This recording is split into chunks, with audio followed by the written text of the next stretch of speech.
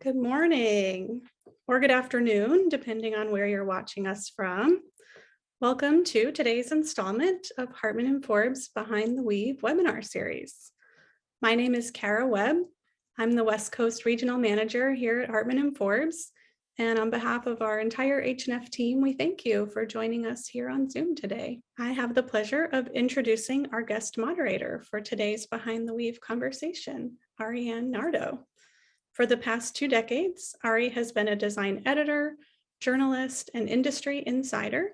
She served as the editor-in-chief of Interiors magazine from 2008 to 2014, and subsequently held senior roles at Robb Report and Business of Home. 2 years ago, Ari joined the team at Ralph Pucci, Los Angeles, where she currently enjoys the opportunity to bring together her love of design and commerce. In her own words, nothing makes Ari happier than talking about design. So on that note, I hand it over to Ari. Thank you so much, Kara. It's very true. I can't stop talking about design. It's my favorite thing in the world. Thank you all so much. Thank you to Hartmann&Forbes for this incredible opportunity to chat with you and to speak with the incredible and talented Amy Meier, whom I'm excited to introduce to you right now. I'd love to take a moment to tell you a little bit about Amy and her background. She is the founder and principal designer of Amy Meier Design, which is a critically acclaimed residential design firm, along with her namesake Amy Meier, which is a home goods destination that features exclusive collaborations with artists, craftspeople, and it also includes vintage, antique, and one-of-a-kind pieces for the home. Amy trained in photography and fashion at UC Boulder and Parsons, respectively.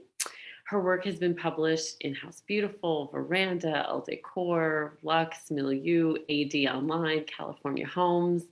She was named Rising Star in Traditional Home in 2017 and was featured in Veranda's Legends in January of 2022.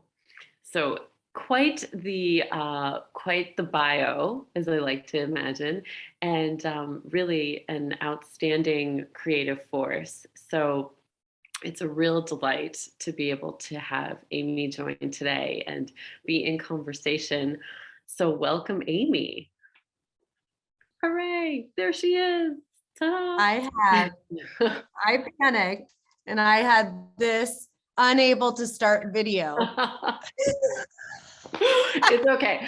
I needed about 6 or 7 walkthroughs before we got here. I hope everyone at home can appreciate, or in the office can appreciate, the level of technical proficiency that Hartmann&Forbes has brought to us, but I myself needed like so much of a hand-holding experience. It's still scary to me to figure all this stuff out. We're here. We made it. Something that I think will maybe delight some folks who are listening in and watching is the fact that you and I are both girls from the Midwest, which basically means we're huggers. We're inviting you to the barbecue. You're coming to our house for whatever, whenever. This is kind of just like an open Midwest experience. I could not agree more. So, Amy, I always like to ask that, like, it sounds like the really kind of generic start, but like where it all began. But I think what we can add to your list of amazing accomplishments is now like full-fledged collection designer. Like this is a huge undertaking, and to create a line with, so much involved and so much nuance, I think it makes sense to kind of start at the very beginning and to ask you maybe where your experience with sort of Hartmann&Forbes started as a designer, or how you knew the brand. Kind of walk us through that so that we kind of get a good sense of you and the brand and where it all began. I mean, it's funny, we use and continue to use Hartmann&Forbes on jobs, but by no means did I have a personal relationship with them. In fact, what was so crazy, it's something that I've always wanted to do.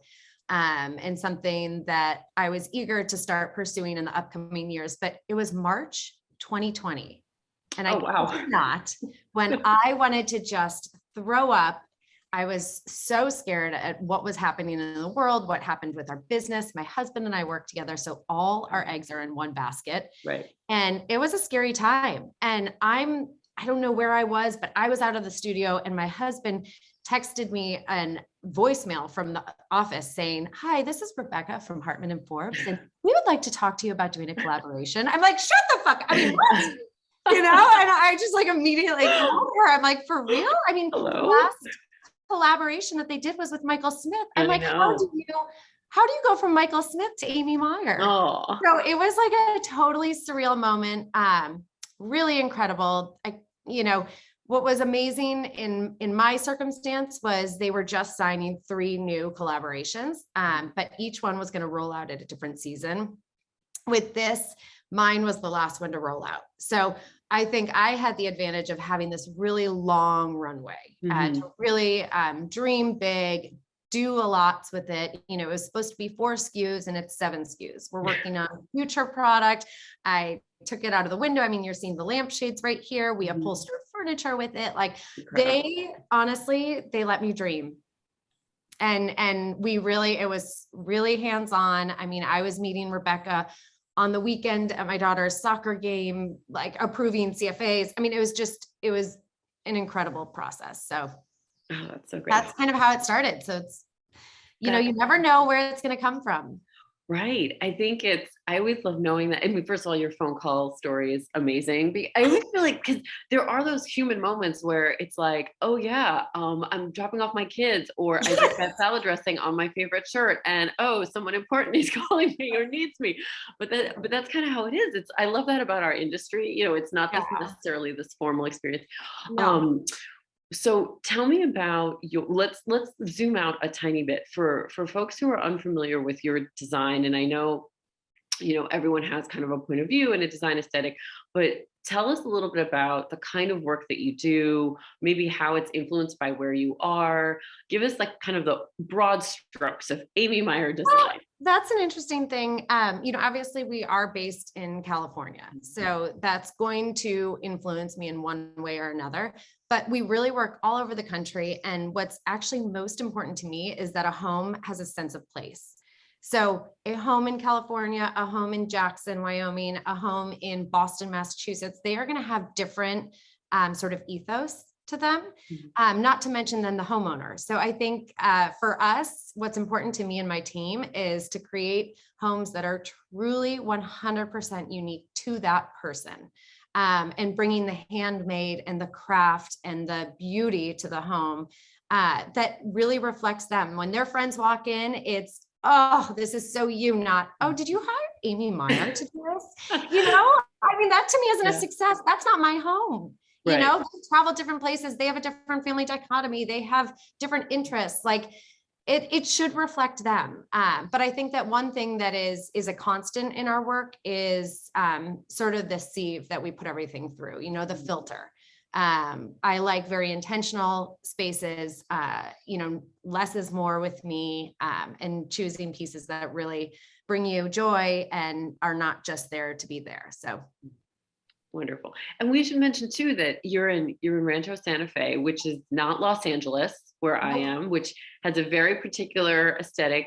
And I think so much of being, I'm as we know, a Midwesterner. I think so much of being in California is really being influenced by the landscape, by the environment, by the nature. And that sounds a little bit trite sometimes, and you think, yeah. But I mean, Amy, it's very true. The way that you think about light, the way that you think about materials. I'm wondering, do those influences, do they feel close in this particular collection as sort of your representation of the world around you, your natural surroundings? I think in any space, in any room, the light that comes through a window is going to be different from room to room. And for me, window treatments are there to help you as a homeowner and as a designer to manipulate the light.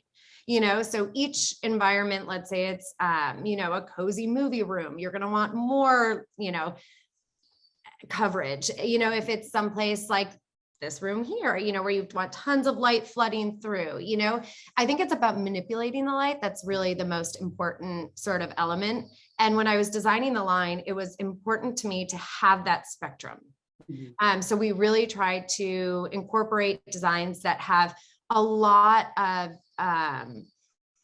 they're real tightly woven on the jacquard loom to then going to this really breezy, like this gossamer that's on the screen, you know, having that light, airy, beautiful, almost sheer that I think you think more of in California, but you can use it anywhere. I mean, we used it on these lampshades, and which is backed by white, which I think is just as gorgeous, because all of a sudden you notice like the nubbiness rather than the ethereal quality, you know? So to me, it was having that big, broad spectrum of weaves to help, you know, designers really identify what is the best, you know, for that home and for that environment. It's so great. So when you get this call, and we should say Rebecca Welsh is the director of development and design at Hartmann&Forbes, like total brain. Yeah. And so you get this call and you're like, okay, this is serious. I think this is going to happen. Yeah. Where did you kind of want to start? How did you begin your research? I think research is such an important component to this, you know, and do you already have, like, do you collect textiles, or what are some of the kind of the touch points for you when you were thinking in this way? You know, that's interesting. So I think a lot has to do with my background in photography. I have a very, very, very visual mind. I mean, clients of mine always tell me like, oh, it looks like when you're looking at a room, like you're taking a snapshot, like your eyes are physically, you know, composition and imagery and being really driven by that. So I am, you know, I have to say I am on Pinterest like none other. For real. I also collect images from magazines, you know, from photographers. I love following people on Instagram that are really creating new content and new beauty that not necessarily has to do with the home, you know, and so for this particular line, I really just took like a deep dive. And because it was COVID, we had these like extra hours, I feel like minutes that, you know, whether it wasn't a commute to a client's home or whether it was, you know, being a little bit more in solitude, like my team was all working from home. So having those moments to really think and to dive in, I just kept on like printing out pictures. I've got a big pin board at the studio, and I just was just entrenched in what really brought me joy. You know, when I'm designing for my clients, it's about them, you know? And so this was a really fun experience just to think about myself. What would I want? What do I feel like is missing from a design standpoint in the industry and in the market? So I really took that time to really flood through a lot of imagery and filter and just keep going and going and pushing and pushing. And then, you know, the algorithms of Pinterest then all of a sudden guide you in another direction. You know, I mean, it's just so fun to see that and to have this big board. And I have to say that I got to a point in the collection where I didn't know. So joinery is our most complex, very, you know, Annie Alber's Bauhaus school, very rigid. And then we've got Gossamer that's super light and ethereal and feels like this beautiful Japanese wabi-sabi, you know? And there was a moment that I kind of turned to Rebecca. I'm like, what am I doing? I'm like, I'm two different people. Like, I don't understand that. This isn't going to be a collection, you know? And she was actually the one that pushed me with that Gossamer. She's like, no, you need it. It all makes sense to all of us outside of your head. You know what I mean? Like there's a reason why you went down these two totally disparate avenues and came up with a collection that at the end of the day is cohesive, but yet has, you know, inspiration points from such differing eras to location, you know? Yeah. You mentioned that in our offline conversations that, I mean, there are these really interesting influences. You have a Japanese aesthetic that you've woven in here. You have some Bauhaus.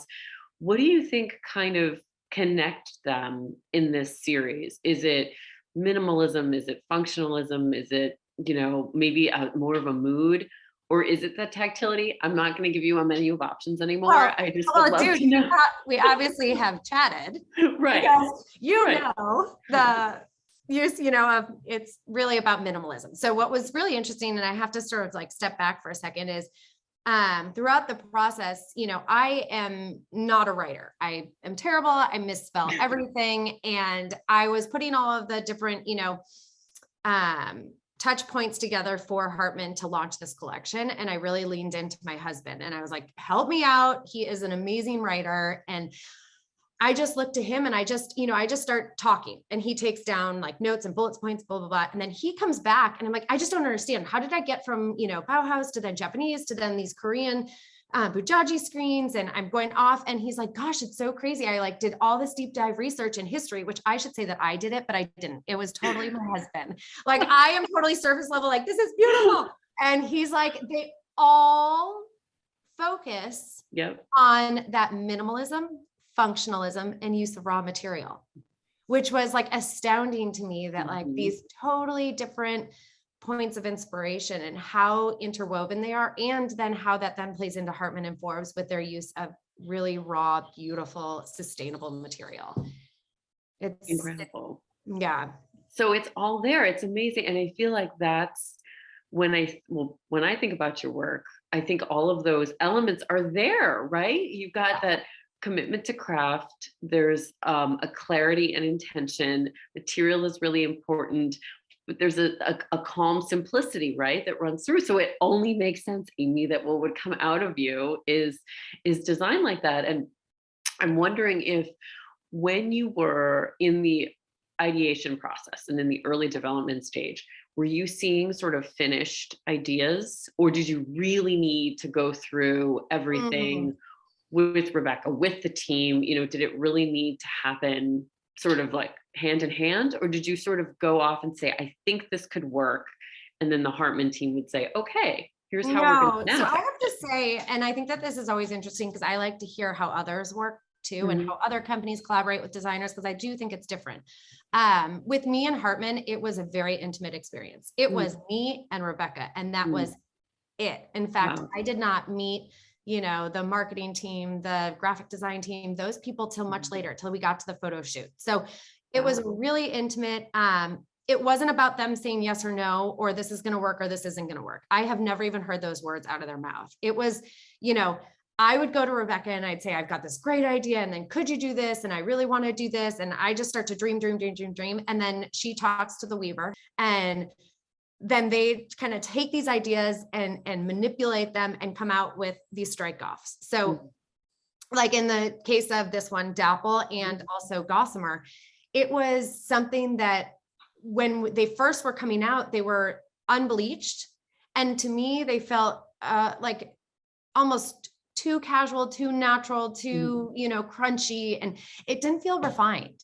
And I just kept pushing and pushing and pushing. And that was that one time that I was joking that she came to my daughter's soccer game because she was like, I got it.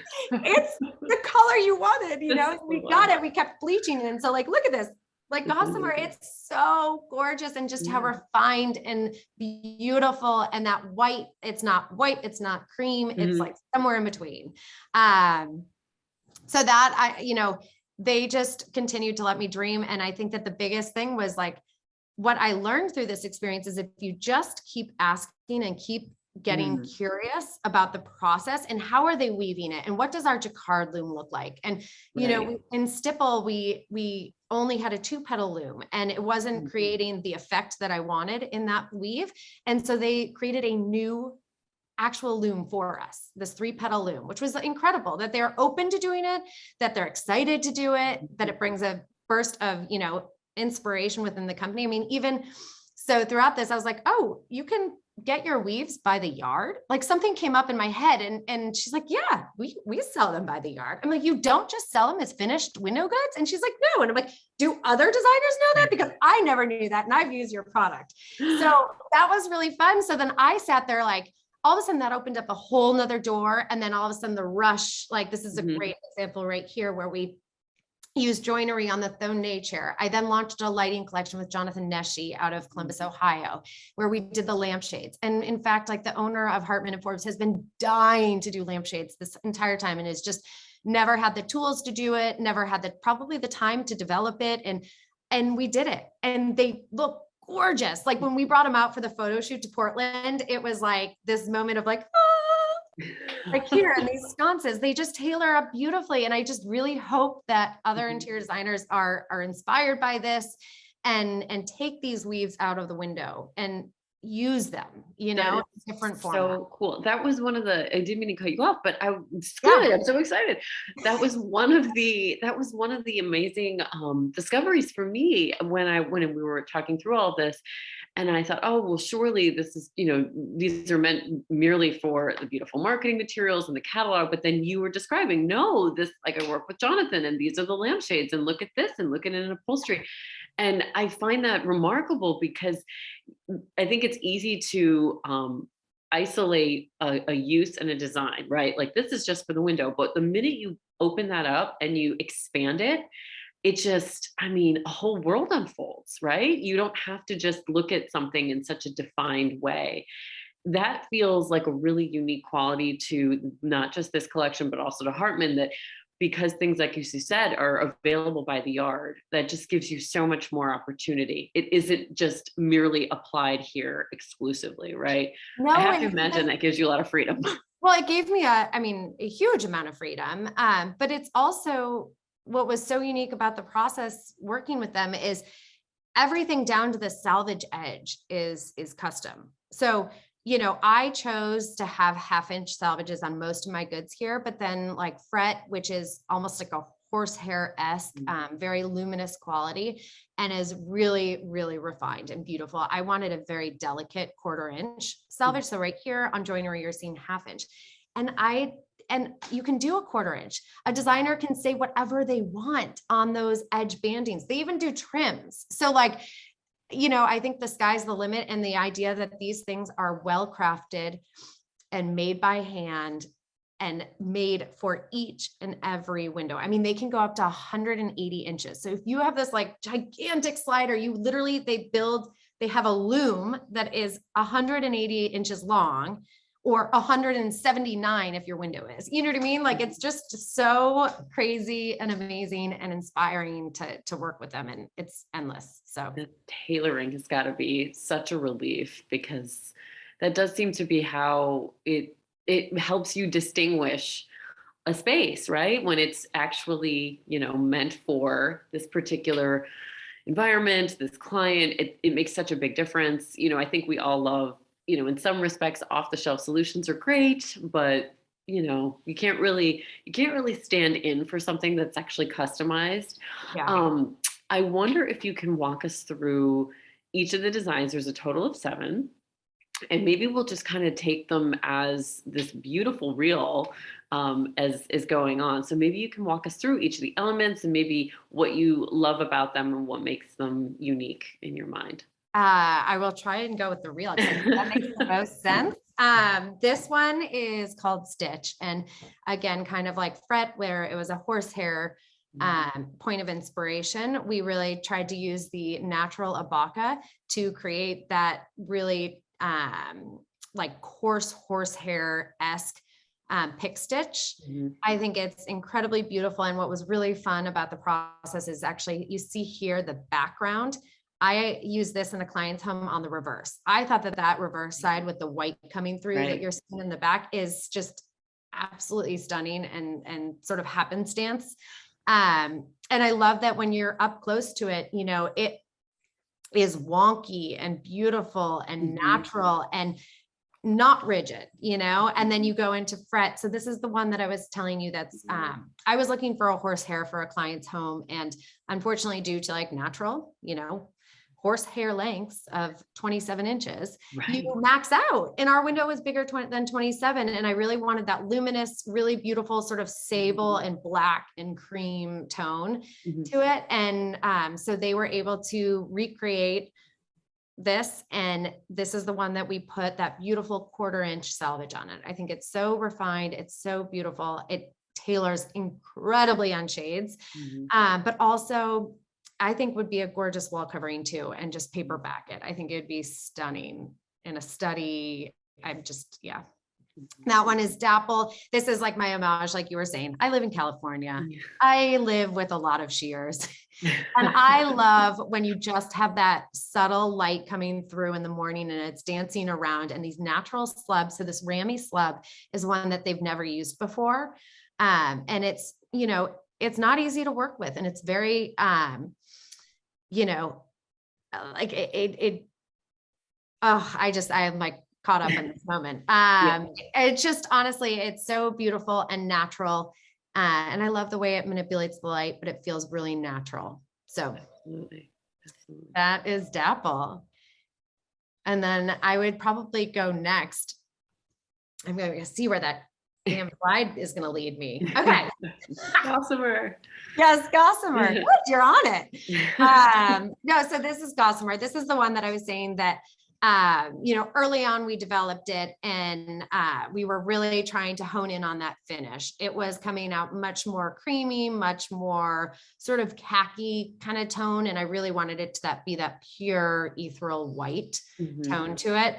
And what was interesting is I kept communicating, and we kept talking to the weaver. I wanted these stripes to be varying. And I wanted to use a lot of different complexities of that weave, so that you get that real tight weave, and then you get a loose weave, and then you get the nubby quality, and all of those things mixed into one. And it took some time to get it right, as far as like what that variation and that progression as you go through, like you're seeing here, that it doesn't become an awning stripe. That was really important to me. I mean, talking about sort of our design ethos, we don't tend to use an overt amount of pattern. I like really subtle patterns. I like organic patterns. I don't like very rigid graphic patterns. So that was important to me. And then we went into hatch. So the same gossamer that you're seeing here on the left-hand side, we did it almost as a plaid. So we ran them both ways, which is a really gorgeous sort of transition. And this kind of shows you the breadth. So like I was saying, joinery in the front that has that Bauhaus Annie Albers feel to it, going to stitch, and then onto fret, and then dapple, and going all the way out to gossamer. It just really has that broad spectrum that I hope, designers find a lot of use out of. I think it's amazing that photograph of them all lined up is so pretty. I hope you're so proud of your babies when you look at that. I am, and I bet you that Hartmann team is chuckling right now. I'm a bit of a control freak. And in fact, just a funny small story is we were trying to figure out where we were going to shoot this. I really wanted to shoot it on location, so it was a physical home and it had that feeling of it. Right. And they kept on kind of Rebecca was like, but we always do it in the studio, and I think that it'll really work. You really have to manipulate the light when it comes to these weaves and blah, blah, blah. I think you'd be really happy. And I was like, oh, and finally I gave in, and I was like, no, I'm going to do this, but are you willing to do it my way? So, I mean, we shipped in the limestone flooring. We, lined all of the walls with stainless steel. I got to pick out all the millwork trims. We did CAD renderings of the whole thing. I mean, they really, really, really saw it through. And then on top of it, my husband and I rented a U-Haul and packed up our store and things that I've been collecting, and upholstery, and the lighting line with Jonathan Nesci, and drove up the coast from San Diego up to Portland last October. And it was a total ball. We had so much fun. We went to Sonoma on the way up. We went to Big Sur on the way home. And it was so much fun. But again, like, we got there and we shot for 2 days. I had everything down to each and every vase and what flower arrangement I wanted, and all these presentations, and everything was stuck up on this board, and they followed through like no other. It was amazing. But then I left before they did all of these beauty shots.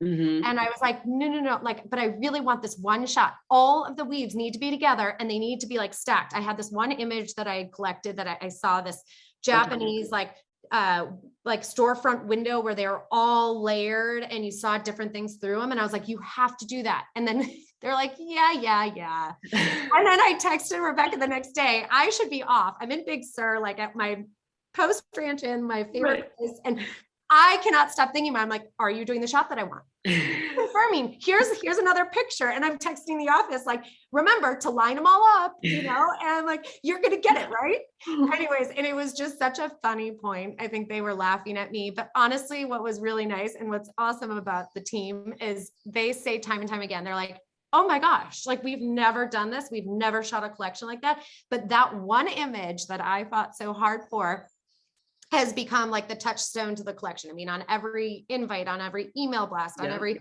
marketing campaign. And I really think it shows a lot. It shows that spectrum. It does show that you fought hard for your I vision. did. And I love how you were basically art directing this from Big Sur. That's my favorite part of the story. You're like, but I can't let go. We're I gonna can't do let this go. shot. No, I know. But that's also know. the photographer in you to kind of see maybe a Yes. realized composition, Oh, yeah. whereas many people can't, which means you're in the perfect, you chose the perfect career for yourself, and everyone benefits, honestly, Amy, because of it. But no, I personally love that shot too. I'm so glad that made it, and it's sort of like kind of a foundational image now for the whole collection. Yes. But to me, I think it's also, and this is something I think Hartmann does incredibly well, and obviously this is something your collection, I think, really enhances, is just how beautiful this material is, and how it is so easy to kind of overlook this category in design sometimes, just from the functional, sure, we need drapery or we need upholstery, but it's, when you really think about it, it's those unique kind of subtleties that make it so beautiful. And also, when there's a miss, you kind of just forget it, right? It's just one of those things where I think this is such a fascinating, I've always felt this way, even as an editor, it's such a fascinating category because it's so foundational. And a home needs a certain level of opacity, a home needs comfort, and textiles really provide that. And if they're not right, everything just doesn't feel the way that it should. The mood is off. So totally. But I'm going to take it one step further, because Please. I find that you need that tension as well. Right. So like everything can't be that same note, everything can't match perfectly. You need that little bit of tension and contrast, and in a home and in an environment to make it feel sort of authentic, Right. And as a person who appreciates items and design with history, which I know you do because you love vintage and you collect, it's also really obvious when that is kind of faked, like when it was sort of like an inauthentic patina or something like that. So you're right. Yeah. I think that tension is so important, and it gives the eye something to appreciate. That better than anybody. So no, I'm totally with you. And I think it must feel so like joyous and satisfying to see these installed, to see them in use, and to see and I'm sure it probably gives you great pleasure to think about what people are going to do with that. That's what I was going to say. The most surreal thing is this morning I was like, all right, I got to shake it off before this. So I went for a big long walk this morning, and I'm actually talking to Rebecca on the phone and she's like, we just got 2 more sales. And I'm like, which one? I think like the most it kind of threads back to our shop too. When I opened the shop 4 years ago, all of a sudden I was involved in my peers and colleagues' installations. They would be calling, being like, okay, what accessories do you have? Or what do you have for this? Or, is this table going to make it? And all of a sudden you're rooting for them. And all right, we can rush this one, And to me, that camaraderie within the industry is so unique to interiors. And I love those relationships. They build me up. I'm an open book. I talk shop. I talk business with all my colleagues. And so now to have that extra layer of reach, where all of a sudden I'm reaching these designers that didn't know about my shop and, are maybe learning about my interiors, that they're specifying this material, and we're seeing it in Texas and in California. And I mean, that's mind blowing to me. Yeah. That's gonna feel so good. But it's the give back. This is such an incredible industry like that. I think we all find at every point, whether it's media or on the brand side or the interior design side or the sourcing side, there's such a lovely community that we exist in, even though it feels really enormous and we feel, okay, this market and that market. I've loved that. The sort of like embrace that the design community has. It's pretty amazing. But for you, it must be so much fun, because now you and Rebecca can be like, I wonder what this went to. I wonder is it in a good home? Are they happy? What is it east facing? All these different things. Oh yeah. Really? It's so they're getting handwritten notes from me. I want to see pictures. Like, I mean, that's. Will you show up for the install, Amy? With an order. Can we FaceTime? I know, seriously, let's FaceTime You know, about it. Which Oh my God. tassel color did you I love choose? it. You know? Exactly. Oh my gosh. That's my I control. love thinking about your family will be like, we do want you to come home at some point though. We do I kind of know. maybe want to see you, but no, fine, go to Houston, fine, whatever. So in the little time that we have left, I always like to ask, because I just think it's really interesting. I think the journey of creating anything is fascinating. Truly to create something from nothing is so remarkable. But in your development and in this process, and I think you kind of touched on this a little, were there any of the designs that really evolved in a more like sort of surprising direction? I always think it's interesting to see what started one way and then maybe finished in a completely different capacity, because I think that says so much about the journey that you went on, and knowing you were doing this with the pandemic as a backdrop, which I'm sure was great. But just, I'm so curious about, maybe how one started in one place and ended in a different place. I mean, I think what was probably the most surprising to me is joinery, which is that sort of Bauhaus era, that came the easiest to Interesting. me, which is so wild to me because it's so complex. There's so much in it that could go wrong per se, that we'd have to manipulate or change or scale or, and they just like hit it. It was so successful, that first strike off. I mean, it was the easiest one by far to check off. Wow. And it was the first. I think the more simple ones, like Dapple and Gossamer, the very ethereal, that really getting that correct white color to it was really surprising. But also the fact that like how these weaves, that backside of them, stipple for take example, that like has this really beautiful, almost embossed quality from the front side where you're seeing it all in this monochromatic, but textural layers. And then you reverse it on the backside and you start to see those threads that are kind of playing second fiddle and becomes way more graphic on the backside. So we used it on some of the sconces for the shoots on the backside rather than the front side. But probably the most, the longest one to develop was framework. And that one is this, it was originally going to be a wall covering that you'll maybe see in 2023. But I was really inspired by the Korean bujaji screens, so there's this, they weave these out of silk and it's patchwork, and the Koreans would wrap gifts in them.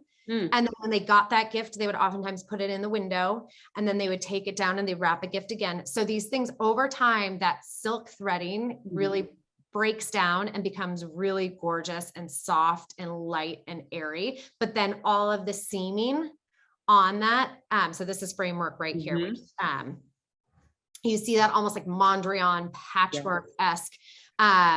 And that was a lot of back and forth with the weaver. I did so much research as to like, how do these looms work? What do we need? What do we not need? And finally it like hit me one day where I was like, wow, what if we just take stipple and that embossed quality and make it a giant repeat. So it's 27 inches wide by 36 high.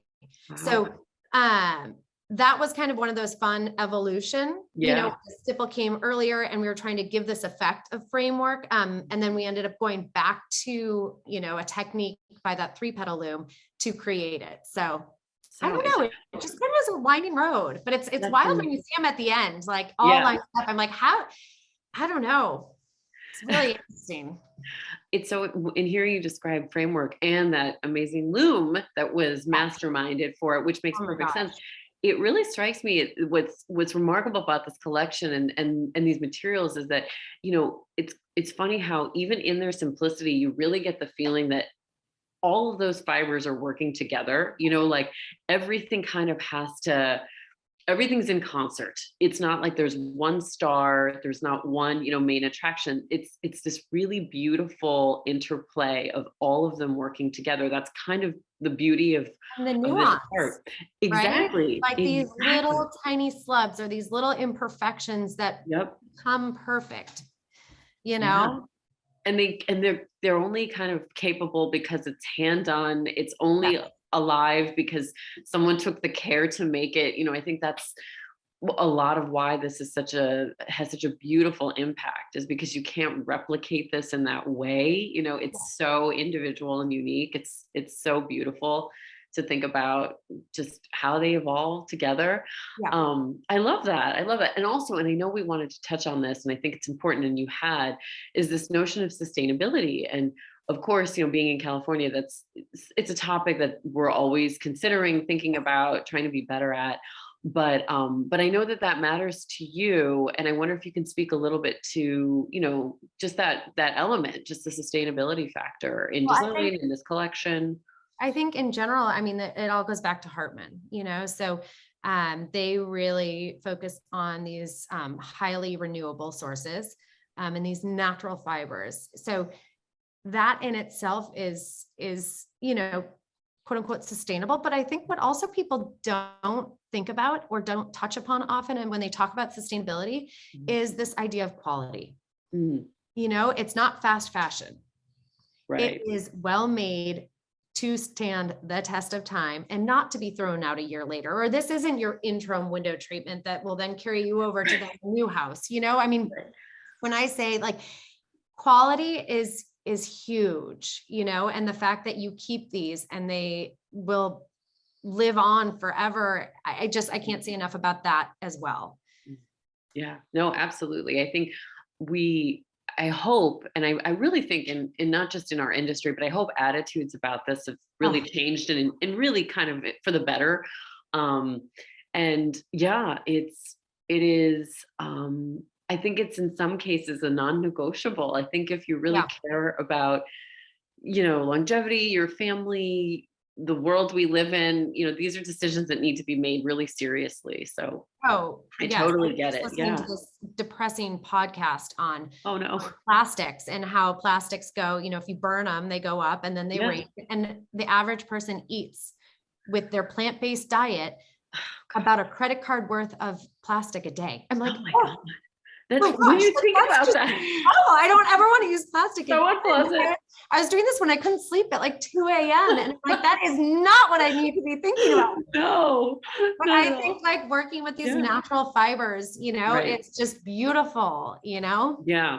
And actually, I should ask you that too. I meant to say, I know I don't have like the glossary of the natural fibers, but tell me a little bit about, like, tell us some of the fibers that are being, you know, used and for the crafting of the collection, because it's a range, right? Of the fibers. Oh, yeah.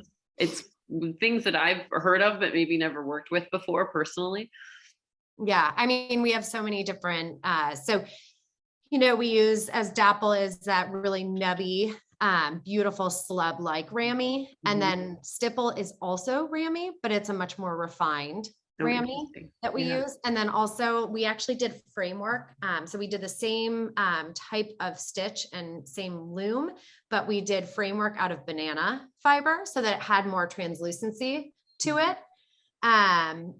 Then, I mean, we used a lot of rammy. And now I feel like I'm failing Rebecca. I'm like, and then no. And so, we had that broad spectrum, I would say, of rammy, that slubbiness. We used, you know, the different yarns in the warp, in linen.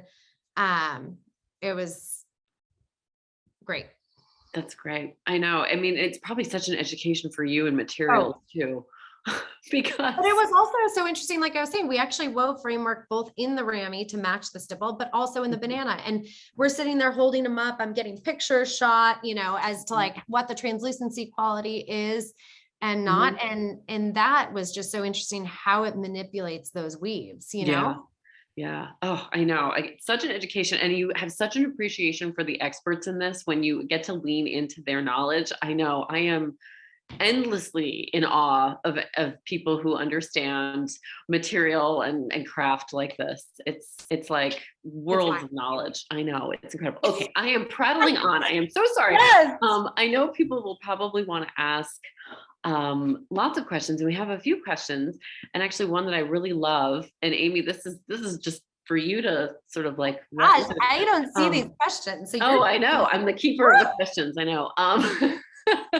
So There was so we have kind of a return question about any part of this process that you were really surprised to experience, whether it was, I think you kind of described a little bit of the evolution of, like, let's say with framework, but maybe just throughout the entire thing, it sounds like you were also really impressed with the ease in which the strike-offs would come and come back correct. But maybe sort of thinking about it as a designer working with a brand for the first time in this capacity and doing a collaboration.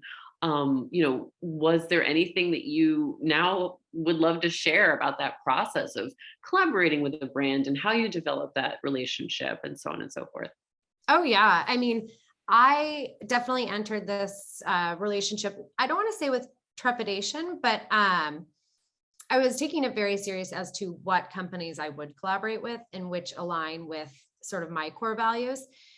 So given their true love of, the handmade, the handcraft, not fast fashion, is just so wonderful and beautiful to me. And to be honest, like I did it. I owned it. They don't have someone on the backside that they're hiring to do my line. It's me. I mean, framework, I sat there cutting out. I mean, I'm pretty analog, and, I sat there, cutting out pieces of paper and trying to figure out how I can make this Tetris. I had to find we could only do 4 sizes of squares or rectangles to make this 27 by 36. I'm sitting there like, trying to figure out how I can create this with just 4 shapes, which I wanted 6. And, just that manipulation, I'm sitting on my, my studio floor doing it and manipulating, and then shooting text pics to Rebecca. And, and so I think just that level of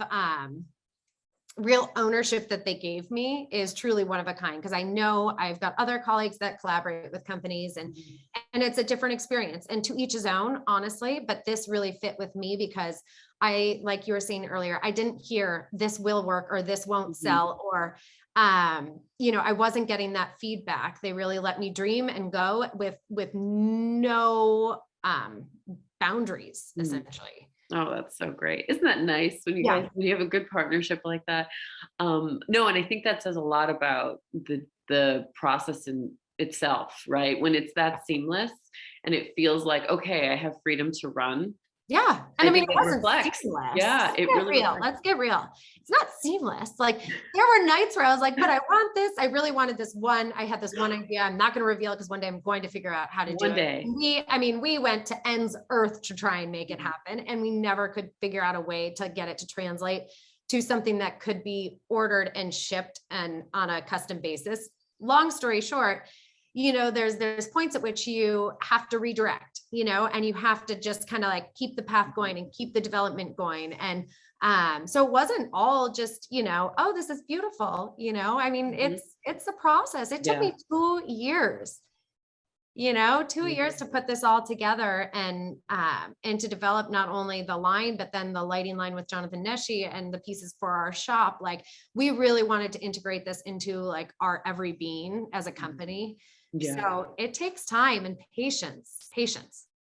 Always a key.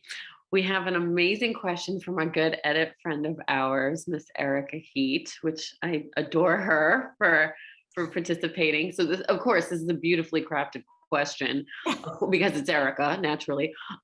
She asked, and actually this is something that was on my mind too.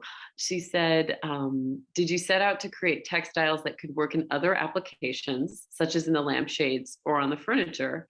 Or were you wholly focused on making window treatments and then those other applications organically developed along the way? Which I think is a great question. It really is. And they absolutely organically did. I am, in general, a designer that I have a very organic process as it is. It's one thing leads to the next. We continue to meet with our clients, to build, to get to know, to educate, so throughout this process, again, it was about education. There was so much that I didn't know and that I learned throughout the process, that then I would have these little light bulb moments, and I'd text Rebecca. I'd be like, can I upholster with it?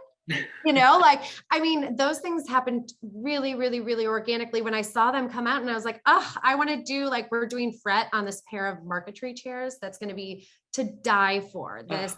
So I'm, it happened very organically, which I think honestly, the best things in life happen when you're least expecting it. I'm a very, I'm a control freak, don't get me wrong, but I am a very like go with the flow. Like, I don't know what I'm going to eat for lunch that day until I like get home and I'm like, ooh, what do I want? Like, I'm not one person that has to like see out my whole week or see out every little detail. I let those little moments come to and see where I'm feeling. So for me, that process was super organic to see how they translated, and they translated very different from one weave to the next. We've been doing events across the country to sort of launch this line with intimate dinners. And so I had these beautiful hurricanes made that are basically like little mini lampshades that we put candles inside of. And each weave really, acts differently, and is going to give a different effect. So it was, anyways, long story short, long-winded. No, very, very, very, very organic, not planned. I didn't sit there at the beginning and say, let's do upholstery and let's do this. And let's, it was just one of those things that they just allowed me to keep going and to keep honing in. And I mean, up until the last second, I wanted, the stainless steel walls came to me in my head 2 weeks before the shoot. And I was like, can we do it? And she's like, I don't know. And I was like, well, I will go to a metal supply shop right now and pack them in my U-Haul. Wow. Yeah. And find out and find. Well, and I actually was going to ask, I would imagine for some of the upholstery, like we were saying with fret, would it need to be backed in order to be used for that application? Is it easy enough to do that? Easy. So, fret and joinery are our tightest weaves. Okay. They don't need to be backed to upholster with them. Now that said, they're not going to be something that would be stand up to everyday lounge wear as far as that. They do have a looseness to them and a natural sort of bias, so you have to use them in the correct use, I would say. And I'm curious to see how, like I said, I can only speak to joinery at this point that we have upholstered with. We're embarking upon fret. And I could learn something, I'm not saying that everyone will translate and be beautiful, but I just challenge designers to think about any of the weaves or any textile that they see out in the world, like just trying to reinvent it and see it in a new way. Yeah, I know. Oh, that's also part of the magic that you all bring to a space. And then another kind of similar question to earlier, just this notion of when if you're a designer and you want to work towards doing a design collaboration with a brand, maybe, Amy, if you have any suggestions or ideas for a younger designer, an up-and-coming designer who would like to do something like this, who wants to entertain the idea of putting out a collection, what would you advise? Do you have my gosh. I will, regardless of like collaboration or what, life is about relationships. I think that having that ability and that quality and that thirst to go out and meet people, go to events, go and touch and see and connect. I mean, from day one of my girlfriends was an editor in Chicago and not interiors related. And she's like, what the best thing is anyone who was willing to take me out to lunch. Like that. And once I become friends with someone, then I want to help them. You know what I mean? And so that was like one of those like aha moments where I'm like, when I was starting my business, I had no portfolio. I had nothing to stand on. All I had was me. And I just went out there and met the editors in San Diego and really tried to connect in LA with different showrooms and handwritten notes. I mean, just the connections, I would say. And that then fed into, so years and years and years ago, I did this one collaboration with Peter Fasano, who is a textile designer. And it was a group of 4 designers and we all launched it during Legends. It was a small little capsule, really, really, really fun. And I was on the panel to discuss this and Rebecca was in the audience. And from that day on, she followed me on Instagram, never knew her. She never reached out to me. She didn't say hi. Nothing. And all of a sudden I get this call from her.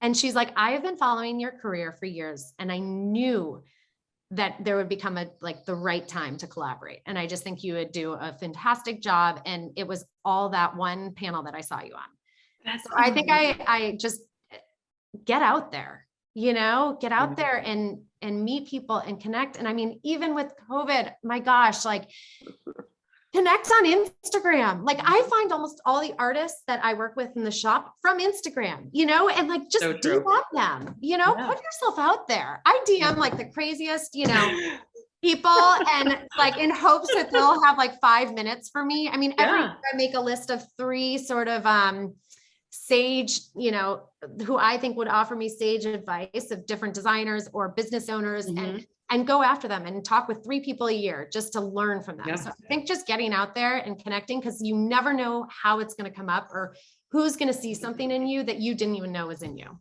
Oh, I think that's great life advice, by the way, but you're right. I think it's such a smart move and for not everyone is comfortable doing this. And, it's hard to get up that initial chutzpah to, go do it. But you're right. We're so fortunate, I think, to be in a community of creative people. And I think creativity kind of feeds on itself. So we need that interaction. We need to connect and relate and say something kind of goofy or, see where it lands. But you're right. I think the more that you put yourself out there. It's, we make each other greater.